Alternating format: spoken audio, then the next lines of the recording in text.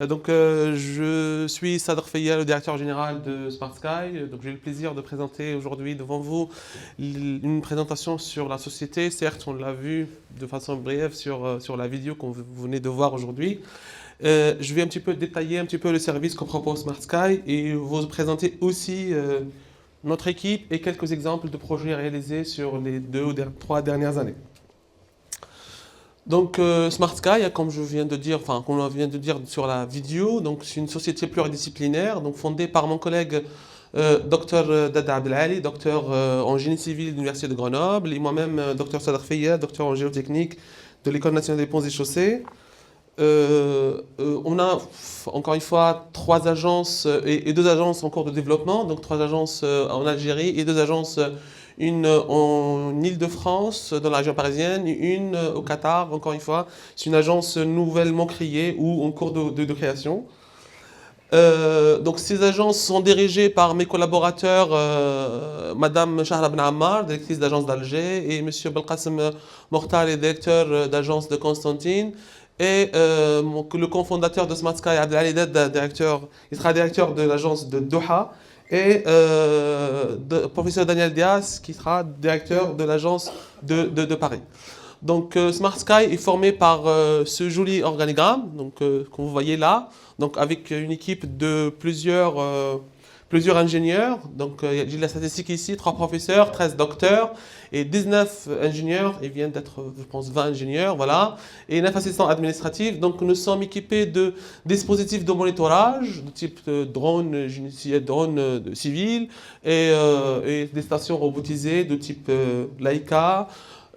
Matériel de scrutation et équipement de laboratoire. Donc le service qu'on propose Smart Sky, parce que c'est un bureau d'études, encore une fois, une société d'études pluridisciplinaire, donc on intervient sur les ouvrages géotechniques, l'amélioration et renforcement de sol, les diagnostics et réparations des ouvrages en béton armé et structures divers, monitoring et instrumentation des ouvrages, amélioration et reprise en sous-œuvre. Donc tous ces services-là que vous voyez sur lesquels le Smart Sky peut intervenir. Donc je vais aller un petit peu sur le détail sur ces services. Par exemple, quand on parle des ouvrages géotechniques, on peut commencer par l'ouvrage le plus complexe en géotechnique, c'est les tunnels, les ouvrages souterrains, en passant par les soutènements et les stabilités des pentes et les protections et traitements des talus ou des falaises. Aussi, comme vous savez, il y a toute une palette de techniques d'amélioration et renforcement de sol. Donc Smart Sky, avec son équipe, peut très bien intervenir sur tout ce qui est conception et étude et conception des solutions de type compactage dynamique, soil mixing, column balancing, clésion rigide, etc. Ensuite, Smart Sky intervient aussi sur tout ce qui est diagnostic, expertise et réparation des ouvrages en béton armé grâce à ses experts dans le domaine. Donc on a pas mal de projets qui sont en cours. Je vais présenter quelques-uns sur la suite de cette présentation. Encore une fois, toujours sur les ouvrages expertise et réhabilitation des structures des verres de type les murs de soutènement. Récemment, on a un projet sur la plateforme d'une tramway à Constantine que je vais détailler tout à l'heure. Les ouvrages hydrauliques et de stockage, structures industrielles, ça aussi on sait très bien le faire grâce à des drones thermiques. Donc je pense que je vais détailler aussi plus tard. L'amélioration et reprise en sous-œuvre, donc sur pas mal de types de problèmes ou projets, par micropieux, injection de résine expansive, injection de colis de ciment, etc. Donc ça aussi, j'aurai un exemple à vous présenter, ou 2 exemples, je pense. Les structures divers, les structures plus ou moins classiques de type bâtiment et ouvrage d'art, pont, etc. Donc ça, c'est du classique dans le génie civil, ça on sait très bien le faire aussi. Les routes aussi, c'est du classique, et les voies ferrées. Et aussi, je pense que je termine avec ce service qui concerne les études hydrogéologiques et aménagement des rivières et oued et tout ça, etc. Et tout ça, Smart Sky avec son équipe et on sait le faire. C'est vrai que j'ai oublié aussi le monitoring. Je pense que c'est un service qui représente, je pense, à peu près 20 à 25% de chiffre d'affaires de Smart Sky. Donc sur ces services qui concernent le monitoring et l'instrumentation des ouvrages, donc avec des instruments relativement sophistiqués. Et l'infrastructure énergétique sur les stations pétrolières et les stations photovoltaïques, on intervient sur ces stations-là, sur tout ce qui est dimensionnement des fondations, parce qu'ils ont des fondations assez spéciales. Donc, comme nous sommes formés par des docteurs et des professeurs, on a un service aussi de formation. On propose, par exemple, en l'année 2025, on propose environ 16 thèmes pour les ingénieurs, d'accord? Ces formations sont assurées par des docteurs et des professeurs très expérimentés dans leur domaine. Juste quelques statistiques. Depuis 2020, on a formé plus de 240 ingénieurs, formés par des 10 formateurs. Sessions de formation, on a organisé environ 28 sessions de formation. Tout ça depuis 2020. Hein. Aussi parce que nous sommes aussi formés par des professeurs et des docteurs, donc on intervient pas mal sur tout ce qui est recherche et développement. On essaie de développer des techniques par nous-mêmes, des petits logiciels par nous-mêmes qui permettent d'aller un petit peu loin par rapport à les logiciels qui existent. Donc juste quelques thèmes sur lesquels nos chercheurs sont en train de travailler. Renforcement et amélioration de sol, l'application de la biotechnologie en géotechnique, je pense que c'est un thème qui a fait l'objet l'année dernière, lors de séminaires l'année dernière. L'utilisation de l'intelligence artificielle en géotechnique, conception et construction de tunnels et ouvrages souterrains et mise en place de systèmes de surveillance intelligente. Je pense que ça aussi fera l'objet d'une présentation qui sera présentée par Dr Zakaria Zouak. Donc, quelques statistiques aussi. On a publié cette année, plus de 15 articles scientifiques dans des revues renommées, internationales, et on a participé à 7 conférences nationales et internationales. Donc, où le faisant, je pense la carte parle très bien de elle-même. Donc, ce que vous voyez en orange, c'est les projets réalisés, et en vert, c'est les agences existantes et en cours d'existence, enfin, en cours de création. Donc, je commence par quelques exemples sur lesquels nous travaillons ou nous avons travaillé. Je commence par le projet de rabassement de la conduite GPL avec le maître d'ouvrage Naftal sous l'Oued el-Harrach. Donc notre mission, c'était une double mission en fait. La première mission, c'était la conception de la solution pour la stabilisation des deux puits d'attaque et de réception des tunneliers à travers des massifs en jet grouting. Donc l'idée en fait, il fallait chercher une solution en fait qui permet un petit peu l'étanchéité de ces puits pour le creusement après. Donc la solution était de créer un massif en jet grouting. Donc le travail est fait, le projet est réalisé et l'étanchéité a vraiment été assurée. Donc notre deuxième mission était l'assistance technique de l'entreprise. Donc c'était l'entreprise de Consider Canalisation avec l'entreprise de Consider Géotechnique. Donc on a assisté ces deux entreprises pendant la réalisation. Deuxième projet que je présente aujourd'hui, c'est la station électrique de Milia. Donc, ce que vous voyez là, toutes ces zones-là sont des zones instables. Donc, toute une campagne géotechnique a été réalisée sur tout le site. Et donc, différentes solutions ont été proposées pour stabiliser tout le site qui est autour de la station. Notre deuxième mission était ici l'assistance technique de l'entreprise et le monitoring topographique et inclinométrique. Troisième exemple qui vient d'être achevé en termes d'études, mais la réalisation elle est en cours avec Consider travaux publics, donc sur l'étude de stabilisation de 5 zones compressibles. Donc là, sur ces 5 zones, on a proposé différentes solutions allant de colonnes ballastées et des préchargements, etc.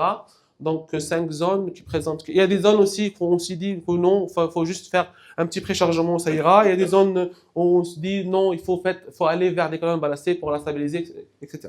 Donc ça concerne en fait la ligne ferroviaire minière de l'est de Bouchegouf par des colonnes ballastées. Toujours sur le même projet, mais sur une autre section, on a travaillé sur la stabilisation d'un déblai, en fait, sur une section, un talus en déblai. Donc, sur cette solution, aussi sur cette section, on a proposé, je pense, 2 à 3 différents types de solutions, allant de pieux, des colonnes, des inclusions, des clouages, voilà, avec des matelas sur tout le talus. Alors, un quatrième, je pense, exemple, c'est l'héliport sur lequel on a construit en fait un héliport. Je pense que c'était dans la rapidité, dans la précipitation, et à partir de sa construction, on a commencé à avoir des fissurations. Après une investigation assez approfondie, on a compris que cet héliport a été construit sur un remblai. Le remblai a été mis récemment. Donc le remblai en fait a appliqué une charge sur l'argile qui est juste en bas et tout ça a fait que voilà donc on a des détassements considérables qui est dû à la charge de remblai, pas à la charge de l'éditeur bien sûr. Donc c'est là en fait on a proposé des drains verticaux pour un petit peu accélérer la consolidation parce que la couche d'argile en fait n'était pas complètement consolidée sous le poids de remblai. Donc c'était la solution la moins chère et la plus efficace en fait. Donc, on a intervenu aussi sur la résidence de Genel Méthard, je pense à Alger, je pense que tout le monde le connaît, sur une expertise des réparations de l'ouvrage qui existe. Donc, différentes solutions aussi de réparation. Mais avant, on a fait une modélisation pour voir un petit peu si les fissures peuvent affecter la pérennité de l'ouvrage ou pas. À partir de là, on a proposé des solutions de renforcement de ces fissures qui existaient. Je présente aussi un sixième, je pense, exemple sur le mur, ce qu'on appelle nos murs à Malansa, qui fait partie de Trimi de Ziadi à Constantine. Donc c'est un mur en fait construit par une ex-entreprise et à partir de sa construction, on a commencé à avoir des déformations allant jusqu'à 17 cm. Je ne sais pas si vous voyez un petit peu, 17 cm sur un mur de certainement pareil, c'est énorme. Donc on a commencé à avoir des fissures, etc. Donc notre mission avec Occidère Géotechnique, c'était d'expertiser le mur, voir, étudier sa pérennité et par la suite proposer des solutions. Donc, au départ, via des suivis des fissures, à partir des caméras, en fait, on prend des images et le traitement des images se fait avec des programmes MATLAB que nous avons développés par nous-mêmes et suivre les fissures. Si on regarde si les fissures se propagent ou pas, l'évolution de ces fissures. Aussi, on a expertisé les tirants qui existent. Pardon. Sur ce projet, je vais en parler encore plus tard. Donc, un autre exemple qui vient d'être tout juste d'être achevé avec Occidère Canalisation et Ingénierie, Canalisation et Géotechnique, pardon. Donc, c'est l'étude d'exécution d'un ouvrage d'art traversant l'Oued Sibous à Annaba. Donc, c'est un projet réalisé, pour construire en fait, pour faire passer, pardon, une conduite de 1500 pour franchir le Oued Sibous dans le cadre de projet de raccordement aval depuis la station de dessalement d'eau de mer de Tarf. Alors, encore un autre projet, au stade Hamlaoui, où on a fait une étude de reprise en sous-œuvre. Donc, les gradins de ce stade présentaient des tassements très visibles. Donc là, on a intervenu pour élargir un petit peu la fondation de ces gradins et proposer des micropieux. Donc ce projet a été déjà réalisé, les travaux sont déjà achevés. Alors, OPJ ou le Djellel sont là aujourd'hui avec nous. Ils ont un projet, des bâtiments en fait sinistrés par la présence de gypse sous les fondations de ces bâtiments. En fait, on parle de 53 bâtiments qui sont sinistrés. À partir de là, nous, on est venu sur deux missions, si vous voulez. La première, c'était le monitoring topographique. Donc, on a installé pas mal de cibles sur ces bâtiments et on a suivi leur mouvement. Et malheureusement, le mouvement continue encore à cause de, encore une fois, la destruction de ces gypses qui sont sous les fondations. Et après, l'autre mission, c'était de expertiser ces bâtiments et présenter une solution. Donc la solution proposée ici, c'était l'injection, on a proposé 3 solutions. Hein.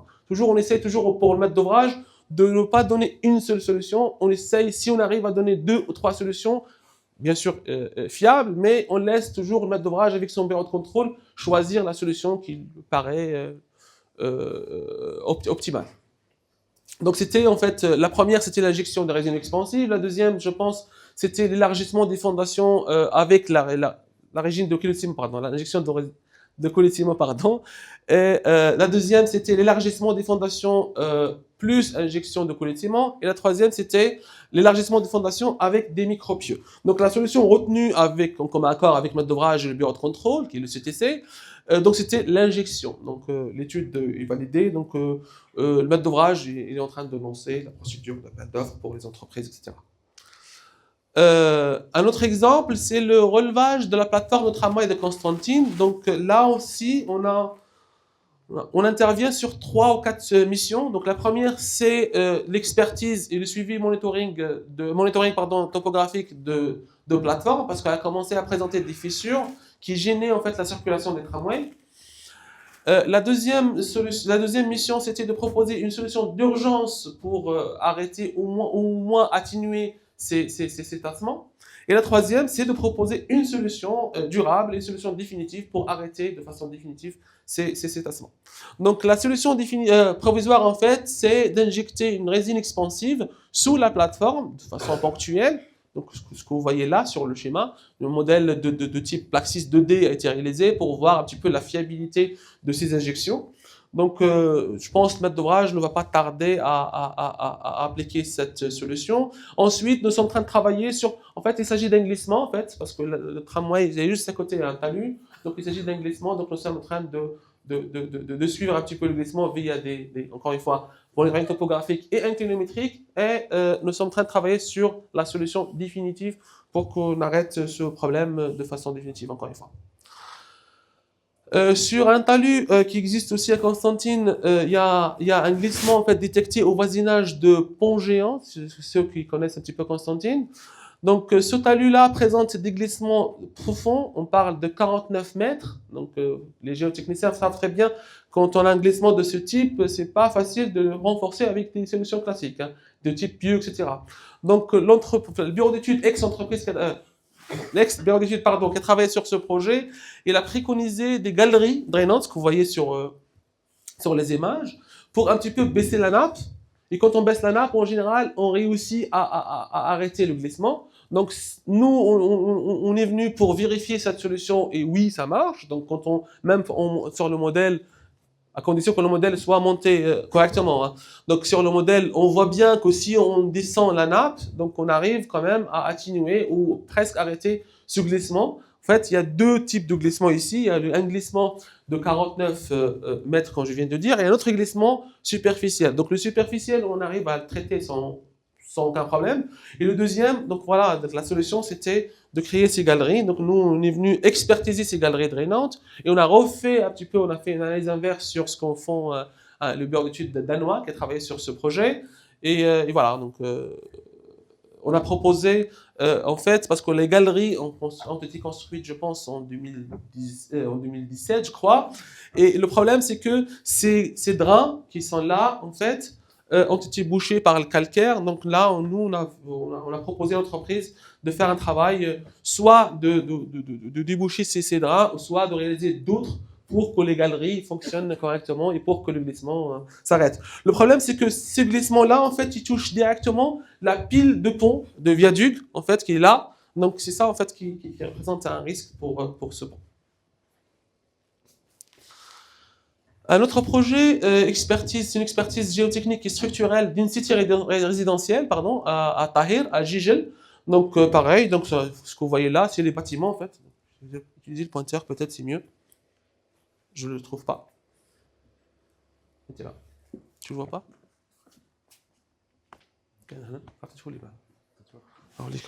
Pardon. Bref, je fais autre. Ah, merci. Donc les bâtiments qui sont là, en fait, il y a juste au voisinage de ces bâtiments, il y a un talus, en fait, ce que vous voyez là, c'est les bâtiments, c'est le talus. Donc il y a un problème de glissement. Donc avant de commencer le projet, on a suivi ces bâtiments par des cibles topographiques via une station robotisée qui détecte elle-même les cibles avec l'installation des inclinomètres. Voilà, donc on a réussi à proposer une solution, ou je pense deux types de solutions. Une solution pour arrêter, pour stopper le glissement, et une autre solution pour gérer un petit peu l'eau souterraine sur ce site.